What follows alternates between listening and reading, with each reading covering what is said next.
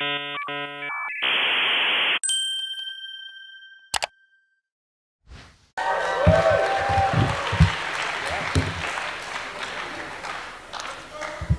Hackcon. Y'all look beautiful today.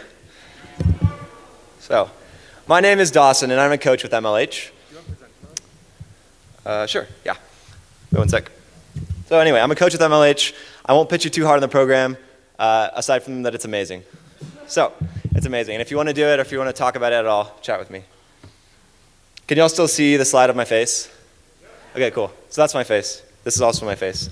And I'm a coach with MLH. But before I go on too much about that, I want to tell you what this is all about. So, right here, that's what it's about, lines.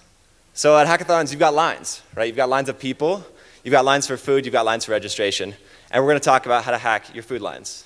So people don't have to wait around as much, okay? So why do I know anything about food lines, right? Well, like I said, I'm a coach, so I've been to a lot of hackathons. I went to a bunch this year. I'm also a co-founder of one, though.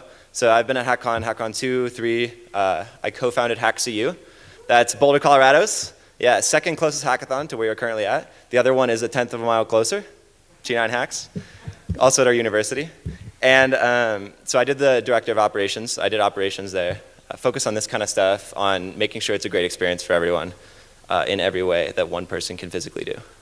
And currently now I'm graduated just a couple weeks ago. And I'm at Uber in San Francisco. Did anyone fly out from California? Oh yeah, that's like 25% of the crowd. Okay, so hacking food lines. Why do we need to? Well, lines suck. No one likes waiting around, okay? It's a waste of your life, literally. There's metrics out there that say you waste 2% of your entire life in traffic. So think about traffic, think about food lines. You're wasting people's valuable time, and you put a lot of effort into making your hackathons awesome. And I've seen it. You have amazing hackathons, everyone. Nice job. I got to see it as a coach this year. Keep it up. And so I want to urge you to focus on things more than just signups, more than just getting your website. Definitely focus on your budget. That was an awesome talk. And make sure that you focus on that. But as soon as you have those base things covered, making things efficient and getting your hackers in the right places at the right times and through lines is actually super important. It's time at your hackathon that they could be spending hacking. So to prove how important it is, I put out an HH survey last week, got responses from everyone about how long they had waited in food lines. So super specific, right? How long have you waited in a food line at a hackathon? And 44% of people have waited at least once in a line that's at least 30 minutes.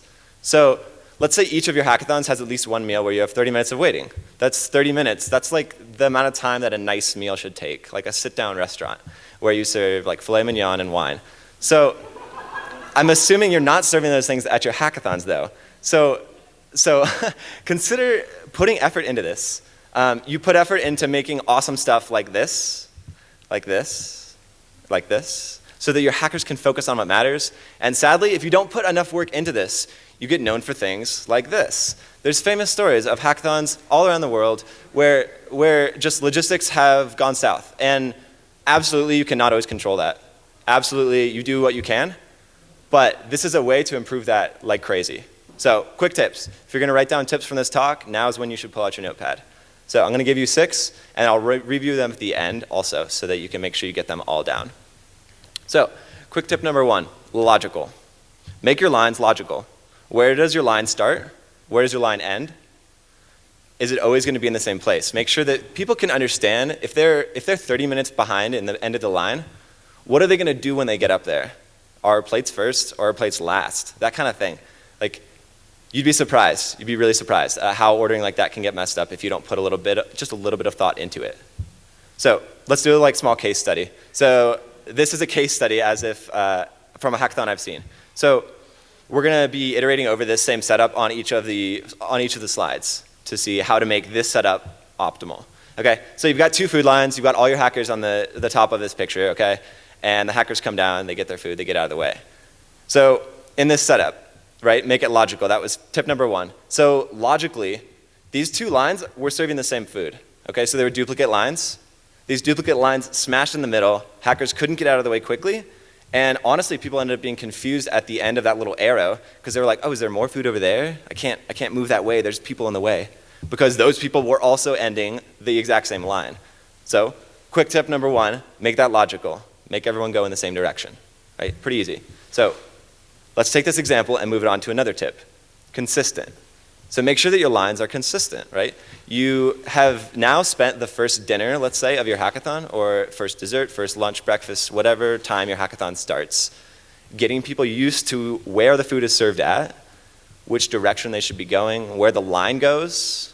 You know, lots of times lines get in the way, so they've already learned how to snake the line in a certain way. But keep that consistent, right? You've already gotten that concreted into their mind of which direction the flow goes. So stick to it. So day 1, it was like this. Day 2, like that. You don't want to do that, right? Keep it the exact same. So like I said, we're going through this whole example as you'd be surprised at how many little things you can keep switching, even when you start to figure out how to optimize your table once or your lines once. So quick tip number 3, have your stuff served by organizers. This is something that a lot of people talk about, and they talk about it for the sake of speed, and that's why I'm talking about it, but I'm also going to mention that there are some awesome health benefits.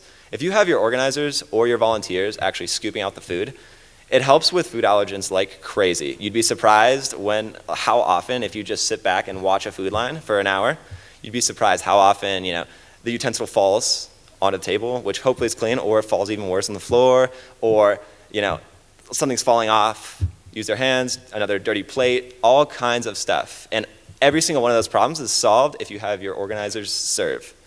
Okay, another big problem, if you don't have your organizers serve, is ration amounts, right? Is that GIF playing? Okay, good, cool. It's hard to do quantity control if hackers are getting their own food, especially if there's no one there. And you all know, because you're hackers as well, you know, hackers can be greedy. We want swag, we want food. We want to fill up and be able to get back and focus on the hack. So as soon as you're at the front of that line, you're going to go crazy, you know? Like, I've been there, I've done that. I've been really hungry when I get to the front of the line. So tip number 4, make multiple lines. So MLH did that really well just now at this past meal. I hope you all noticed there were 2 duplicate lines serving the same things. They were separated, and they were set up next to each other. So it's a long-known fact in computing that multi-threading helps a lot, right? They just multi-threaded that line. It could have been one really long line where everyone has to go through, but they multi-threaded it. They split it up. So here it is before, the same old table that we've been working on, or the same old hackathon setup. So switch this, make it 2 lines. Okay, so that's what MLH just did. It was awesome. I thought that worked really well. I didn't see anyone waiting more than 15 minutes. So quick tip number 5, mind your placement. Okay, so in this example that we just showed, we've got these lines split up, but they're in the corner, they're against the wall, right? Hackers can't get through and get out. You're not even making use of the, bottom right? Yeah, the bottom right of this screen at all, or of this imaginary room. You're not even making use of that bottom right. So mind your placement. Don't put things in the corners. Here's the before. There you go. Pretty simple, right? We just scooted that back. But this in itself, I have seen change hackathon lines. Like, if hackers cannot get out of the way, or they cannot bubble up and move back to their seats, where they honestly want to be, they want to be out of the line and they want to be out of the way, well, do stuff like this and it'll definitely help it. Tip number 6, this is the last tip. Release your hackers in groups. They also did this really well just now for the meal. You saw it was rationed in. You were like released in cycles to get into the room. So there's been studies yet again with car traffic. I happen to know about car traffic just because of Uber, but I don't want to compare too much to car traffic because we're people, right? We're not just pieces of metal on the road, I hope. So release your hackers in groups. If you start off and you have everyone release at once, you've seen it, you've seen the swarm, you've seen people that are just insane to get their food. So if you release people in groups, you can do food allergen hackers first. That works really well. You can also just do people that are closest to these tables first. Pretty much do any setup you want except for release people furthest from the tables, because they start to go to the food and everyone else sees them going to the food, and then it all falls apart. So let your hackers be ignorantly bliss until you're going to release them. And if you don't, yet again, you can get these huge swarms. So let's recap these tips, right? Tip number 1, logical. Where's your line start? Where's it end? Keep that the same. Keep it consistent. Have your food served by the organizers. You know, there's cleanliness and there's speed and there's a lot of other factors of why having it served by organizers and volunteers can really help. Make multiple lines. Split it apart, multi-thread it. Computers have been doing it for, who knows, 50 years probably. So why not do it with our food lines and with our check-in lines, any other lines? Mind your placement. Don't place the tables in the corners or next to the walls. And release your hackers in groups so you can have quantity control over how quickly people get into your line. So if you want to chat more, you can reach out to me. I'm here at Hackcon as an attendee just like you. I'll be here the rest of the weekend. Come chat with me, or you can find me online at dawsonbotsford.com. Thanks so much.